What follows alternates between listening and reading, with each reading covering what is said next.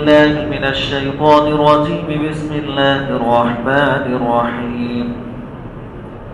وإذا قرأت القرآن جعلنا بينك وبين الذين لا يؤمنون بالآخرة حجابا مستورا وجعلنا على قلوبهم أكنة أن يفقهوه وفي آذانهم وقرا وإذا ذكرت ربك في القرآن وحده ولوا على أدبارهم نفورا. نحن أعلم بما يستمعون به إذ يستمعون إليك وإذ هم نجوى إذ يقول الظالمون إن تتبعون إلا رجلا مسحورا. انظر كيف ضربوا لك الأمثال فضلوا فلا يستطيعون سبيلا. صدق الله العظيم. سورہ بنی اسرائیل کی آیت نمبر 45 سے لے کر 48 تک کی تلاوت کی گئی. پہلی آیت کا ترجمہ یہ ہے کہ اور جب آپ قرآن پڑھتے ہیں تو ہم آپ کے اور ان لوگوں کے درمیان جو عقیدت پر ایمان نہیں رکھتے ایک نظر نہ آنے والا پردہ ڈال دیتے ہیں. یہ آیت نمبر 45 کا ترجمہ ہے. اس سے پہلے یہ بات کل ہم نے سنی تھی کہ اللہ تعالیٰ فرماتے ہیں وَلَقَدْ صَرَّفْنَا فِي هَذَا الْقُرْآنِ لِيَذَّكَّرُوا کہ ہم نے اس قرآن میں لوگوں کو طرح طرح سے سمجھایا، توحید کے دلائل بیان کیے، اپنی قدرت کی نشانیاں بیان فرمائی. اگر کوئی اس میں غور و فکر کرے تو آدمی اللہ کو پہچان سکتا ہے، اللہ کی وحدانیت تک پہنچ سکتا ہے. لیکن ہوتا کیا تھا کہ جب مشرکین مکہ کے سامنے قرآن پڑھا جاتا تھا تو وہ لوگ قرآن سننا ہی نہیں چاہتے تھے، بلکہ ان کی کوشش یہ ہوتی تھی کہ ہم خود بھی نہ سنیں اور دوسرا کوئی بھی قرآن کو نہ سنے. اس لیے یا تو وہ لوگ شور مچاتے تھے یا جو لوگ سننے کے واسطے جمع ہوتے تھے ان کو تنہائی میں جا کر سمجھاتے تھے کہ تم قرآن مت سنو، اگر تم قرآن سنو گے تو بددین ہو جاؤ گے، تمہارے مذہب کو تم چھوڑ بیٹھو گے، تم نقصان اٹھاؤ گے. اس طریقے سے تنہائی میں ان کو بھڑکاتے تھے. یہ جو آیت ہے اس کے شان نزول کے بارے میں ایک روایت بیان کی گئی ہے کہ خود تو قرآن سنتے نہیں تھے، دوسروں کو بھی سننے کے واسطے آنے نہیں دیتے تھے، اور نبی کریم صلی اللہ علیہ وسلم جب قرآن کی تلاوت فرماتے تھے تو حضور پر حملہ کرنے کا ارادہ کرتے تھے، حضور کو نقصان پہنچانے کی کوشش کرتے تھے تاکہ حضور لوگوں کے سامنے قرآن پڑھے ہی نہیں. جب پڑھیں گے نہیں تو لوگ سنیں گے نہیں، اور سنیں گے نہیں تو راہ حق کی طرف لوگ آئیں گے نہیں. ایک مرتبہ ہوا یوں کہ اللہ رب العزت نے حکم دیا وَأَنذِرْ عَشِيرَتَكَ الْأَقْرَبِينَ کہ نبی جی اپنے قریبی رشتہ داروں کو ڈراؤ، دین کی دعوت دو. حضور صلی اللہ علیہ وسلم نے صفا پہاڑی پر چڑھ کر سب کو جمع کیا اور سب کو دین کی دعوت دی. اس وقت ابو لہب بھی وہاں موجود تھا. وہ حضور پر برابر ناراض ہوا اور اس نے یہ کہا کہ علی ہادہ جماعتنا تبا لک کہ محمد تو ہلاک ہو جاوے، تو نے اس لیے ہم کو یہاں جمع کیا. خیر حضور کو پتھر مارے گئے، برا بلا کہا گیا. جب برا بلا کہا تو اللہ رب العزت نے تبت یدا ابی لہب و تب والی صورت نازل فرمائی. اس میں ابو لہب کی ہلاکت کے بارے میں اللہ تعالیٰ نے فرمایا کہ وہ ہلاک ہوگا، اس پر اللہ کا عذاب آئے گا، اور ساتھ میں اس صورت میں اس کی بیوی کا بھی ذکر ہے. وَامْرَأَتُهُ حَمَّالَةَ الْحَطَبِ فِي جِيدِهَا حَبْلٌ مِّن مَّسَدٍ کہ اس کی عورت بھی ہلاک ہوگی، اس کے بارے میں بھی تذکرہ تھا. تو ابو لہب کی جو بیوی تھی جس کو ام جمیل کہا جاتا تھا، اس نے جب اپنا تذکرہ سنا تو بہت غصے میں آ گئی اور نبی کریم صلی اللہ علیہ وسلم کو تلاش کرنے کے لیے نکلی. اس کے ہاتھ میں ایک دھاردار پتھر تھا. وہ یہ چاہتی تھی کہ یہ پتھر حضور کے سر پر مار دیا جائے، نعوذ باللہ من ذالک، اور حضور کے قصے کو تمام کر دیا جائے. اب وہ آ رہی ہے، ادھر حضرت ابوبکر صدیق رضی اللہ تعالیٰ عنہ اور حضور اقدس صلی اللہ علیہ وسلم بیٹھے ہوئے ہیں. حضرت ابوبکر صدیق رضی اللہ تعالیٰ عنہ نے دیکھا کہ ابو لہب کی بیوی آ رہی ہے. ابوبکر صدیق اس کو پہچانتے تھے اور اس کی بد زبانی مشہور تھی، زبان کی خراب عورت تھی. حضرت ابو بکر نے نبی کریم صلی اللہ علیہ وسلم سے عرض کیا کہ حضور وہ عورت آ رہی ہے اور وہ بہت بد اخلاق عورت ہے، بد زبان عورت ہے، اگر وہ یہاں آئے گی تو آپ کی شان میں گستاخی کرے گی، اس لیے آپ ایک کام کیجئے کہ آپ یہاں سے کہیں چلے جائیے، یعنی سیدھی زبان میں کہے تو آپ چھپ جائیے تاکہ اس کو نظر نہ آئے۔ حضور صلی اللہ علیہ وسلم نے فرمایا کہ مجھے چھپنے کی کوئی ضرورت نہیں، اس کو آنے دو، اللہ رب العزت میرے اور اس کے درمیان پردہ کر دیں گے۔ خیر وہ عورت آئی اور ہوا بھی ایسا کہ اللہ تعالیٰ نے پردہ کر دیا، اس کی نظر حضور پر گئی ہی نہیں۔ وہ عورت آئی، بہت بد زبانی کی، صدیق اکبر رضی اللہ تعالیٰ عنہ پر غصے ہو گئی، ان سے کہنے لگی کہ تمہارا وہ جو ساتھی ہے نا محمد، وہ ہمارا مذاق اڑاتا ہے۔ صدیق اکبر نے کہا کہ نعوذ باللہ، محمد کوئی شعر شاعری تھوڑی کہتے ہیں کہ اس میں تمہارا مذاق اڑائیں گے، شعر شاعری جو کہتے ہیں وہ ایک دوسرے کا مذاق اڑاتے ہیں، خجو بیان کرتے ہیں، محمد کا یہ کام نہیں ہے۔ لیکن وہ بہت بولی اور کہہ کر گئی کہ ان سے کہہ دینا کہ ہم اس کو مانتے نہیں ہیں، آج بھی نہیں مانتے اور آگے بھی اس کو ماننے والے نہیں ہیں، ہم تو ہمارے باپ دادا کے دین پر جمے رہے۔ وہ عورت بول رہی ہے وہاں کھڑی ہو کر، صدیق اکبر موجود ہے اور اس کے ساتھ حضور بھی موجود ہے، لیکن اس کی نظروں سے اللہ رب العزت نے حضور کو کیا کر دیا؟ غائب کر دیا، پردہ چھا گیا۔ وہ عورت وہاں سے دل کی براز نکال کر چلی گئی۔ حضرت ابوبکر صدیق رضی اللہ تعالیٰ عنہ تعجب سے پوچھنے لگے کہ حضور اس نے آپ کے پاس کھڑے ہو کر آپ کو دیکھا نہیں؟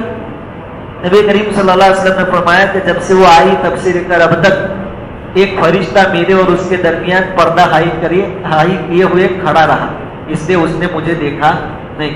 اس کے بارے میں اللہ تعالیٰ فرماتے ہیں کہ جب آپ قرآن پڑھتے ہیں اور وہ لوگ آپ کو نقصان پہنچانا چاہتے ہیں تو ہم آپ کے اور ان کے درمیان ایک ایسا پردہ ہائی کر دیتے ہیں، وہ پردہ ان کو نظر نہیں آتا لیکن پردہ پردے کا کام کر جاتا ہے۔ اسی طرح نبی کریم صلی اللہ علیہ وسلم کی حفاظت کے لیے کئی موقع پر اللہ رب العزت نے انتظامات فرمائے، بلکہ قرآن میں اللہ تعالیٰ نے فرمایا یا ایھا الرسول بلغ ما انزل الیک من ربک، اے نبی جی آپ کو جتنے احکام ہماری طرف سے دیے جا رہے ہیں آپ لوگوں تک پہنچاتے رہو۔ فَإِن لَّمْ تَفْعَلْ فَمَا بَلَّغْتَ رِسَالَتَهُ، اگر آپ نے وہ احکام پہنچائے نہیں تو آپ نے رسالت کی جو ذمہ داریاں تھی وہ آپ نے پوری نہیں کی۔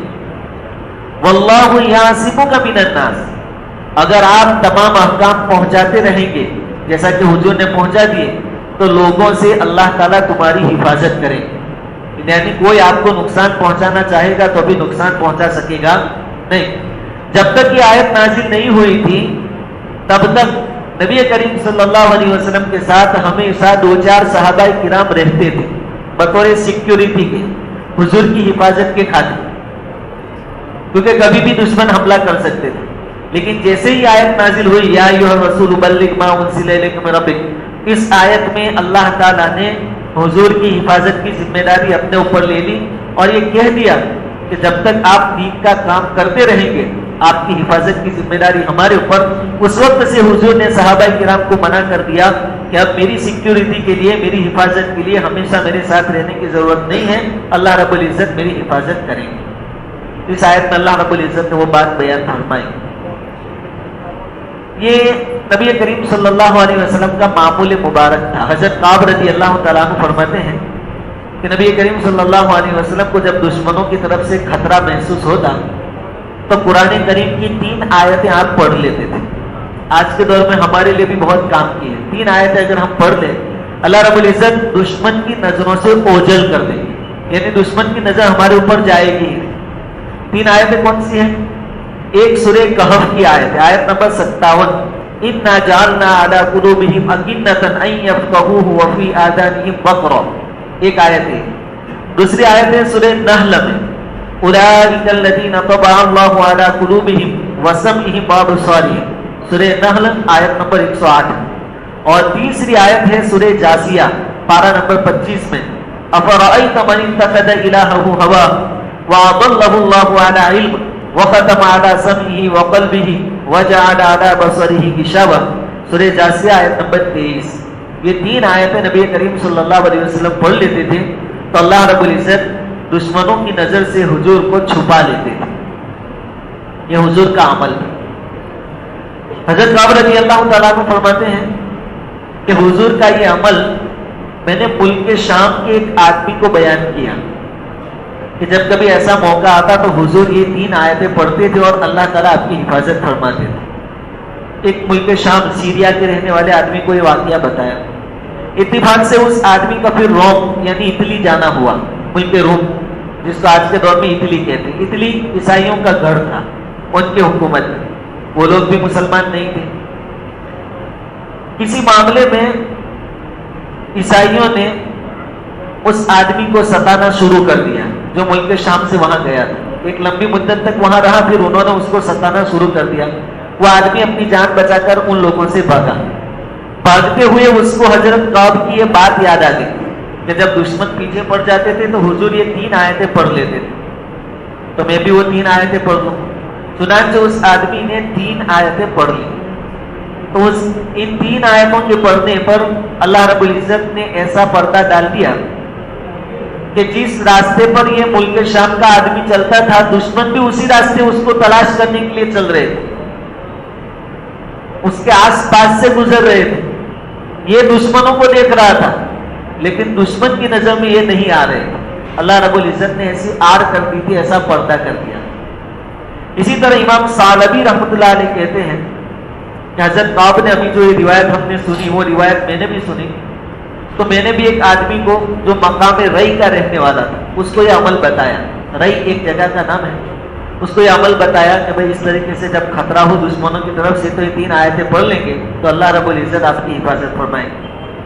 اب اس آدمی کو بھی کافروں نے اتفاق سے گرفتار کر لیا، ایک زمانے تک وہ قید میں رہا، پھر کسی طرح ان کی قید میں سے وہ آدمی چھوٹ نکلا، بھاگ نکلا۔ وہ لوگ اس کو تلاش کرنے کے واسطے نکلے، گھوڑے سوار ان کو ڈھونڈنے کے لیے نکلے، لیکن اس آدمی نے بھی یہ 3 آیتیں پڑھ لی تو اللہ رب العزت نے اس کو بھی دشمنوں کی نظروں سے غائب کر دیا۔ وہ ان کے سامنے آ کر تلاش کرتے تھے لیکن وہ آدمی نظر آتا نہیں تھا۔ آج کے زمانے میں بھی کسی ایسے علاقے میں جانا ہو یا سفر میں جانا ہو تو آدمی کو چاہیے کہ کم سے کم یہ 3 آیتیں پڑھ کر جاوے۔ معرف القرآن میں مفتی شفیع صاحب نے بھی تینوں آیتوں کو نقل کیا ہے۔ امام قرطبی رحمۃ اللہ علیہ کہتے ہیں کہ 3 آیتوں کے ساتھ ساتھ ایک 4تھی آیت بھی ملا لیں، سورہ یاسین میں جو ہے وہ نبی کریم صلی اللہ علیہ وسلم کو جب ہجرت کا حکم ہوا تو آپ رات کے وقت جس رات کو آپ نکلنے والے تھے اس رات کو مشرکین مکہ نے آپ کے گھر کو گھیرا ہوا تھا، ہاتھ میں تلواریں لے کر کھڑے تھے اور انتظار میں تھے کہ حضور باہر تشریف لاوے تو آپ کا کام تمام کر دے، نعوذ باللہ۔ اس وقت جب آپ اپنے گھر سے نکلے تو سورہ یاسین پڑھتے ہوئے نکلے تھے، اور سورہ یاسین کے اندر شروع کی آیتوں کے اندر وہ آیت ہے وَجَعَلْنَا مِن بَيْنِ أَيْدِيهِمْ سَدًّا وَمِن خَلْفِهِمْ سَدًّا فَأَغْشَيْنَاهُمْ فَهُمْ لَا يُبْصِرُونَ۔ یہاں تک آپ کو پڑھنا ہے، یاسین سے شروع کریں گے، یاسین والقرآن الحکیم انک من المرسلین، وہاں سے لے کر وَجَعَلْنَا مِن بَيْنِ أَيْدِيهِمْ سَدًّا وَمِن خَلْفِهِمْ سَدًّا فَأَغْشَيْنَاهُمْ فَهُمْ لَا يُبْصِرُونَ۔ یہ سورہ یاسین کی اتنی آیتیں اور وہ 3 آیتیں۔ امام قرطبی کہتے ہیں کہ 4 چیزیں پڑھ لینی چاہیے تو انشاءاللہ تعالی حفاظت ہوگی۔ اس کے بعد امام قرطبی خود فرماتے ہیں کہ خود میرے بارے میں میرا واقعہ پیش آیا اندلس کے اندر، اسپین کے اندر، کہ دشمن میرے پیچھے لگ گئے۔ یہ تو بہت بڑے اللہ والے امام قرطبی مفسر قرآن، ان کے پیچھے دشمن لگ گئے تو کہہ رہے ہیں کہ چھپنے کے لیے مجھے کوئی جگہ نظر نہیں آئی، میں تو میدان میں تھا، اب میں اپنے آپ کو کیسے بچاؤں؟ تو مجھے یہ بات یاد آ گئی، یہ 3 آیتیں میں پڑھ لوں۔ تو وہ 3 آیتیں اور یہ سورہ یاسین والی جو آیتیں بتائی وہ انہوں نے خود نے پڑھ لی۔ وہ کہتے ہیں کہ میں میدان میں تھا، چھپنے کے واسطے کوئی دیوار کوئی آر کچھ بھی نہیں تھا، اور وہ لوگ میرے آس پاس آ کر مجھے ڈھونڈ رہے تھے، میں ان کو دیکھ رہا تھا، بلکہ کپڑوں سے کپڑے ٹچ ہو رہے تھے، ان کے کپڑوں کے ساتھ ان کے کپڑے ٹچ ہو رہے تھے، لیکن ان کی نظروں سے اللہ رب العزت نے ان کو ایسا غائب کر دیا کہ وہ امام قرطبی ان کو نظر ہی نہیں آئے۔ اس طریقے سے اللہ رب العزت حفاظت فرماتے ہیں۔ تو آج کے دور میں حفاظت کے لیے اکثر عمل ہے یہ 3 آیتیں اور سورہ یاسین کی آیتیں 4 آیتیں پڑھ لینی چاہیے۔ اس آیت کے اندر اللہ رب العزت نے بیان فرمایا کہ جب آپ قرآن کی تلاوت کرتے ہیں تو جو مشرک ہے، کافر ہے، آخرت کو نہیں مانتے، اللہ کو نہیں مانتے، نبی کو نہیں مانتے، ان کے درمیان اور حضور کے درمیان ہم پردہ حائل کر دیتے ہیں۔ لیکن یہ ہمیشہ ایسا نہیں ہوتا تھا کہ حضور قرآن پڑھتے ہو اور پردہ کر دیا جاتا ہو، ہمیشہ جب حضور پر کوئی خطرہ ہو تو ایسا ہوتا تھا۔ ورنہ حضور کافروں اور مشرکوں کے درمیان جا کر بھی قرآن سناتے تھے، قرآن کے ذریعے ہی تو دین کی دعوت دیتے تھے. یہ جب خطرہ ہو اس وقت کی بات ہے. اس کے بعد والی آیت ہے وَجَعَلْنَا عَلَىٰ قُلُوبِهِمْ أَكِنَّةً أَن يَفْقَهُوهُ وَفِي آذَانِهِمْ وَقْرًا کہ ہم نے ان کے دلوں کے اوپر پردے ڈال دیے.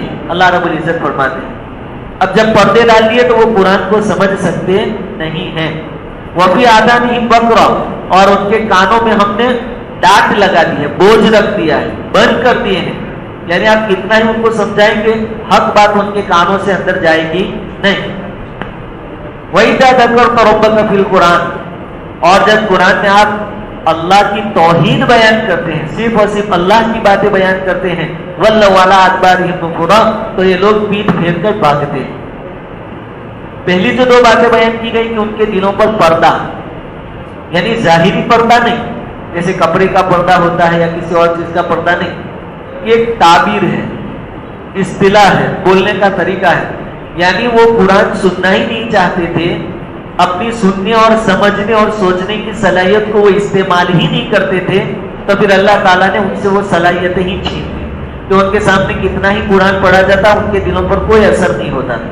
ان کے سامنے حق بات کتنی ہی بیان کی جاتی ان کے کانوں پر کوئی اثر نہیں پڑتا تھا. جیسے اللہ تعالیٰ نے سورہ بقرہ پہلے بارے میں بھی بیان فرمایا ختم اللہ علی قلوبہم، اللہ تعالیٰ نے ان کے دلوں پر مہر لگا دی، یعنی ان کے دلوں پر تالے لگ گئے. اب آپ حق بات کتنی ہی بیان کریں گے وہ حق بات کو سننے والے تھے. وعلی سمعہم ان کے کانوں پر بھی اللہ نے مہر لگا دی، حق بات اب اندر جائے گی نہیں، یعنی سنیں گے بھی لیکن ایکسیپٹ نہیں کریں گے.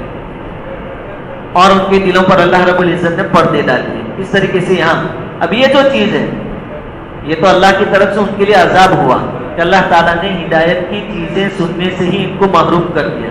ان کے آنکھوں پر پردہ، دل پر پردہ، کانوں میں اللہ رب العزت نے بوجھ رکھ دیا، آر کر دی، وہ سن نہیں سکتے. ان چیزوں کو وہ لوگ اپنے لیے فخر سمجھتے تھے. جب آدمی گمراہ ہو جاتا ہے تو اپنے غلط کاموں کو بھی صحیح سمجھتا ہے، اور جو کچھ بھی غلط کام کرے گا اس کو یہی سمجھے گا کہ میں بہت اچھا کام کر رہا ہوں. افحسب الذین کفروا ان یتخذوا عبادی من دونی اولیاء انا اعتدنا جہنم للکافرین نزلا قل هل ننبئکم بالاخسرین اعمالا. ہم آپ کو بتائیں سب سے زیادہ نقصان والا آدمی کون ہے؟ الذین ضل سعیهم فی الحیاۃ الدنیا وهم یحسبون انهم یحسنون صنعا. سب سے زیادہ نقصان والے لوگ وہ ہیں جن کی ساری کوششیں اور محنتیں بیکار جاتے ہیں، پھر بھی وہ لوگ یوں سمجھتے ہیں کہ ہم جو کر رہے ہیں بہت اچھا کر رہے ہیں. تو یہ بہت بڑی محرومی ہے، بہت بڑا اللہ کا عذاب ہے کہ آدمی غلط کام کرے اور اس کو صحیح سمجھے کہ میں صحیح کر رہا ہوں. تو ان لوگوں کو جب قرآن پڑھ کے سنایا جاتا تو وہ حضور سے کیا کہتے تھے؟ وَقَالُوا قُلُوبُنَا غُلْفٌ، ہمارے دلوں میں تو تالے لگ گئے ہیں، اب تم اتنا بھی بولو کہ اندر کوئی بات جانے والی نہیں. وہ خود کہتے تھے وَفِي آذَانِنَا وَقْرٌ، اور ہمارے کان ہیں بند ہیں، اب کوئی بات اندر جانے والی نہیں ہے، گھسنے والی نہیں. آپ کتنی بھی محنت کرو، فخر کرتے تھے ان چیزوں. وفی آذاننا وقر ومن بیننا وبینک حجاب، ارے محمد ہمارے اور تمہارے درمیان ایک پردہ ہے، آپ کتنا بھی سمجھا لو ہم سمجھنے والے نہیں. یہ اللہ کا عذاب تھا کہ اللہ نے ہدایت کی چیزیں سننے سے ان کو محروم رکھا تھا، لیکن اس کو وہ لوگ اپنا کمال سمجھتے تھے اور اس پر غرور اور گھمنڈ اور تکبر کرتے تھے. تو ایسی گمراہی سے اللہ رب العزت ہر ایک کی حفاظت فرمانا. آگے اللہ تعالیٰ فرماتے ہیں وَإِذَا ذَكَرْتَ رَبَّكَ فِي الْقُرْآنِ وَحْدَهُ وَلَّوْا عَلَىٰ أَدْبَارِهِمْ نُفُورًا، کہ ان کے سامنے قرآن پڑھا جاتا ہے اور قرآن میں تمام تعریف اللہ کے لیے ہے، ایسا کہا جاتا ہے اللہ ایک ہے وہ کہا جاتا ہے، غیب کی باتیں تو اللہ ہی جانتا ہے ایسی بات کہی جاتی ہے، قدرت کا مالک اللہ ہی ہے وہ کہا جاتا ہے، روزی روٹی صرف وہی دے سکتا ہے. یعنی ان کے معبود جو دوسرے ہیں ان کا تو کوئی تذکرہ ہی نہیں ہوتا کہ اللہ بھی روزی دیتا ہے اور فلاں بدھ بھی روزی دیتا ہے، اللہ بھی شفا دیتا ہے، اور ان کا فلاں جو بھگوان ہے وہ بھی شفا دیتا ہے. ان کے بھگوان کا کوئی نام ہی نہیں آتا تو وہ مشرکین چیر جاتے تھے، ناراض ہو جاتے تھے. وَلَّوْا عَلَىٰ أَدْبَارِهِمْ نُفُورًا، اور مجلس سے اٹھ کر بھاگ جاتے تھے، میرا نام ہی نہیں آیا. یہ مسئلہ ان کا ہو جاتا تھا کہ یہ تو محمد تو صبح سے شام تک صرف اللہ اللہ اللہ اللہ. سورج نکالا تھا کہ اللہ نے، چاند کس نے نکالا اللہ نے، روزی کون دیتا اللہ. تو ہمارے بھگوانوں کی باری کب آئی؟ ہمارے معبودوں کا پھر کام کیا؟ اور جب کام نہیں، نام نہیں، تو پھر ہم کہیں کو یہاں رکے تو وہ مجلسوں سے اٹھ کر بھاگ جاتے ہیں۔ یہ ان کا حال اللہ رب العزت نے بیان فرمایا۔ نحن اعلم بما يستمعون به اذ يستمعون اليك وَإِذْ هُمْ نَجْوَىٰ إِذْ يَقُولُ الظَّالِمُونَ إِن تَتَّبِعُونَ إِلَّا رَجُلًا مَسْحُورًا۔ اللہ تعالیٰ فرماتے ہیں کہ جب کبھی کبھار وہ قرآن سننے کے واسطے آ بھی جاتے تھے تو کیوں آتے تھے، ان کی کیا نیتیں ہوتی تھی، ہم اچھی طرح جانتے ہیں، اور وہ لوگ جب آپس میں مشورے کرتے تھے وہ بھی ہم جانتے ہیں کہ وہ کون سی چیزوں کا مشورہ کرتے تھے، کون سی پلاننگ کیا کرتے تھے، ہم سب جانتے ہیں۔ پہلے تو مشرکین قرآن سننے کو تیار نہیں تھے، لیکن کبھی کبھی قرآن سننے کے واسطے آتے تھے، لیکن آنے سے پہلے مشورہ کرتے تھے جب قرآن سننے کیوں جائے، تاکہ قرآن میں کوئی فالٹ، کوئی غلطی، کچھ کمی محسوس ہو جائے تو ہم اس کو اٹھا لیں کہ دیکھو یہ کیسا قرآن، اس میں تو یہ غلطی ہے۔ وہ نقص نکالنے کی نیت سے آتے تھے۔ اللہ تعالیٰ فرماتے ہیں کہ تمہاری پلاننگ ہم سب جانتے ہیں، لیکن قرآن میں کہیں بھی انگلی رکھنے کا آپ کو موقع ملے گا نہیں۔ بعض آدمیوں کا ایسا مزاج ہوتا ہے، تنقیدی مزاج، کہ آپ کتنا ہی اچھا کام کریں لیکن وہ اس میں نقص نکالیں، کمی نکالیں۔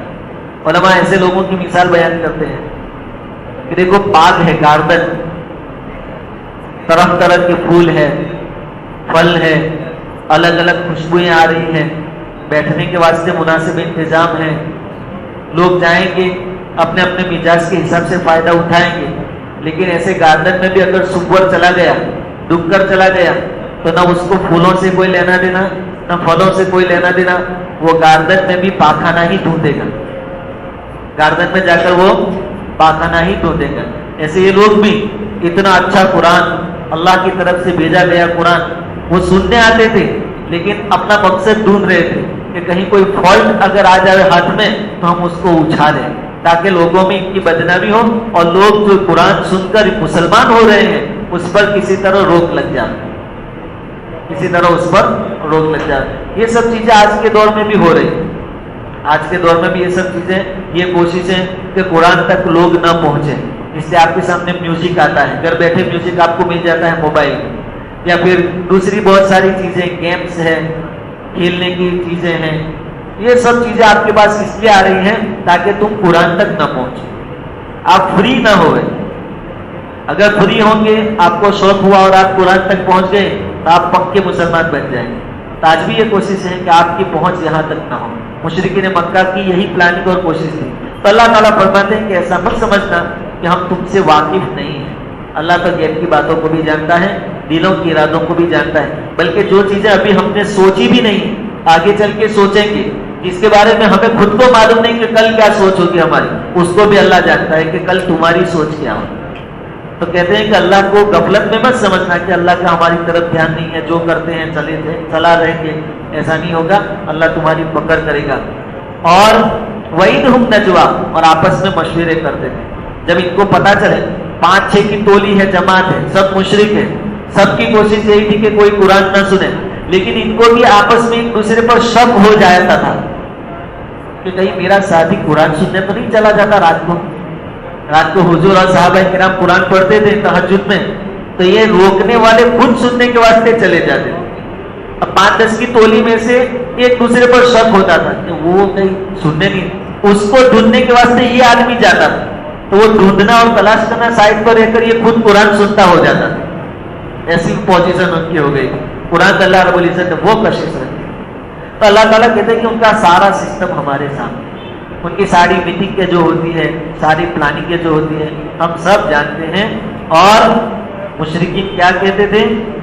ان تتبعون الا رجلا مسحورا، جب کسی آدمی کے بارے میں ان کو پتا چلتا کہ یہ قرآن سنتا ہے، اب تھوڑا تھوڑا ایمان کا شوق اس کے دل میں پیدا ہو گیا ہے یا وہ مسلمان ہو گیا ہے، تو پھر ایک مشرکین کی جماعت اس آدمی کے پاس جاتی اور کہتی کہ بھلے آدمی، اتنا اچھا آدمی ہو کر تو کہاں محمد کے جال میں پھنس گیا، وہ تو مسحور یعنی ایسا آدمی ہے جس کے اوپر جادو کیا گیا ہے، وہ تو مجنون ہے، دیوانہ ہے، اس پر تو کسی نے جادو کر دیا ہے، اور جس پر جادو کر دیا گیا ہو اس کی بات کو کوئی مانتا ہے بھلا کہ ایسا، اس کو سمجھانے جاتے ہیں۔ اللہ رب العزت فرماتے ہیں کہ آپ پر کوئی جادو ہوا نہیں۔ دیکھو ایک تو وہ حدیث میں آتا ہے کہ حضور پر جادو ہوا تھا، اور یہ بات صحیح ہے، اور یہ اس آیت کے خلاف بھی نہیں، وہ جو جادو ہوا تھا حضور پر جسمانی، کیونکہ انبیاء بھی بشر ہے، انسان ہے، انبیاء کو بیماری بھی لگتی ہے، ان کو چوٹ بھی لگتی ہے، سر میں درد بھی ہوتا ہے، وہ ہماری طرح انسان ہے۔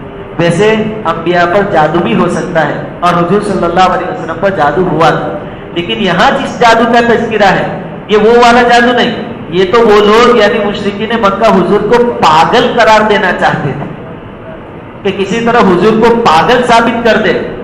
ہم جانتے ہیں کہ پاگل کی بات پر کوئی دھیان دیتا تو وہ والا مسحور یہاں مراد ہے کہ حضور کو دیوانہ بتانا چاہتے۔ تو اس میں ایک بات یہ بھی آئی کہ حضور کوئی دیوانے نہیں ہے، پاگل نہیں ہے، سلیم العقل ہے۔ اللہ جتنے احکام جبرائیل امین کے ذریعے پہنچاتے ہیں حضور تمام احکام امت تک پہنچا دیتے ہیں، اللہ تعالیٰ نے اس کی گواہی دی۔ اور ضمن یہ بات بھی آ گئی کہ انبیاء بھی انسان ہیں، بشر ہیں، ان پر بھی ایسی چیزوں کا اثر ہوتا ہے، اور جادو حق چیز ہے، حضور پر بھی جادو کا اثر ہوا تھا۔ اللہ تعالیٰ فرماتے ہیں انظر کیف ضربوا لک الامثال فضلوا فلا یستطیعون سبیلا، کہ نبی جی دیکھیے تو کری، یہ تم کو کبھی پاگل کہتے، کبھی دیوانہ کہتے، کبھی مجنون کہتے، کبھی مسحور کہتے، کبھی کیا کہتے، کبھی کیا کہتے، کیسی کیسی مثالیں آپ کے لیے بیان کرتے ہیں۔ فضلوا، تو یہ لوگ گمراہ ہو گئے، فلا یستطیعون سبیلا، اب وہ لوگ ہدایت پر آنے والے نہیں ہیں۔ یعنی آپ کو جو کچھ بھی کہیں آپ صبر سے برداشت کرتے رہیں، دل تنگ نہ ہو ان کے کہنے سے، آپ اپنے مشن میں لگے رہیں، ہم آپ کی مدد کیا کریں گے، ہماری نصرت آپ کے ساتھ رہے گی، آپ اپنے مشن کو آگے جاری رکھیں۔ تو آج 4 آیتیں ہم نے سنی، اس میں ایک حفاظت کا نسخہ ہمارے سامنے آیا کہ دشمنوں سے جب کبھی جان مال کا خطرہ ہو تو 4 آیتیں ہم انشاءاللہ پڑھ لیں گے، اللہ ہماری حفاظت کریں گے۔ یہ بات بھی ہمارے سامنے آئی کہ حضور کو جب کوئی نقصان پہنچانے کی نیت سے آتا، جبکہ حضور قرآن سنا دے تو اس وقت اللہ رب العزت پردہ حائل کر دیتے تھے۔ اور پردے کا دوسرا مطلب بھی آیا کہ اللہ تعالیٰ نے چونکہ ان کو خود کو کچھ سمجھنا ہی نہیں تھا اور سدھرنا ہی نہیں تھا، اور اللہ نے جو صلاحیتیں دی ہے دیکھنے کی، سوچنے اور سمجھنے اور سننے کی، اس کو استعمال ہی نہیں کرنا تھا، تو پھر اللہ تعالیٰ نے بھی وہ صلاحیتیں ان سے لے لی کہ وہ سنتے تو تھے لیکن دل تک بات جاتی نہیں تھی، دماغ تک وہ بات جاتی نہیں تھی۔ اور پھر ان کی جو خفیہ پالیسی ہوتی تھی اور خفیہ مشورے ہوتے تھے وہ بھی اللہ تعالیٰ نے اپنے نبی کو بتا دیے کہ تمہیں معلوم نہیں لیکن تم پریشان مت ہونا، ان کی تمام چھپی پلاننگ ہمارے سامنے ہے، تمام نقشے ہمارے سامنے ہیں، اور مشرکین کو بھی وارننگ ہے کہ تم ایسا مت سمجھنا کہ ہم جو کچھ کر رہے ہیں اللہ نہیں جانتا، اللہ سب جانتا ہے، لیکن تمہاری نصیب میں اور تقدیر میں اب ایمان لانا نہیں ہے۔ اللہ رب العزت ہمارے ایمان کے عقائد کی حفاظت کرے۔